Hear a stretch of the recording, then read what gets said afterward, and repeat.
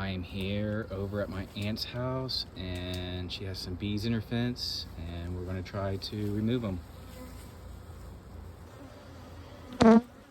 Here we have a few of the boards removed. Now I'm gonna try to extract the cone and we are going to put it into a box. Thanks. Looks like I got the last of the boards removed and I will be getting the cone now. All right guys, we got the bees in the box. I'm an amateur beekeeper and I'm gonna hope that the queen goes in the box.